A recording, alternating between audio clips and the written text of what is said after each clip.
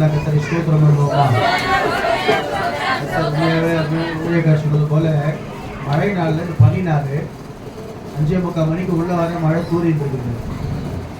யோசனை பண்ண, ஆண்டவரே மழை வரவே கூடாது, நைட்டு 1 மணி 2 மணிக்கு போகும், இந்த கூட்டம் அற்புதமாக முடியும் ஆண்டவரே சொன்னேன்.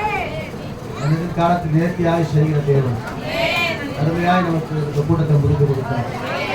இதற்காக ஜெபித்த, கொடுத்த, ஒத்துழைத்த எல்லா பிள்ளைங்களுக்காக கத்தரை ஸ்தோத்திரம் பண்ணுவோமா? இன்னைக்கு உணவை ஆயத்தப்படுத்தின பிள்ளைகள் பிரியாணி பண்ணுவான்னு கேட்டாங்க. நான் சொன்னால ஃபாஸ்டிங் இருக்கிற பிரியாணி சாப்பிட்டா ஒரு மாதிரி ஆகிடும், அதனால் ஒயிட் ரைஸை கூட கொடுங்க, நான் எதுவாக இருந்தாலும் பரவாயில்ல சொல்லி இந்த உணவை ஆயத்தப்படுத்தின குடும்பத்திற்காக நம்ம எல்லாம் கத்தரை ஸ்தோத்திரம் பண்ணுவோமா? மக்கள் வந்து தேவ செய்தி கொடுத்த எல்லாரும் அருமையாக கொடுத்தாங்க. நீங்க சொல்லுவோமா? விசேஷமாக அருமையான சகோதரி போட்டு கத்த நம்மோடு பேசி இருக்கிறோம். அந்த நிச்சயமா அந்த வசனங்களை நிறைவேறப்பட்டதான். கத்தரை ஸ்தோத்திரம் பண்ணுவோமா? கொடுக்கப்பட்ட தேவ செய்திக்காக 2 பேர் ஜெபம் பண்ண போகிறோம். அதுக்கு முன்னாடி எஸ்தர் வந்து ஒரு பாடலை பாட்டு கத்தருக்கு நம்ம காணிக்கை செலுத்துவோம்.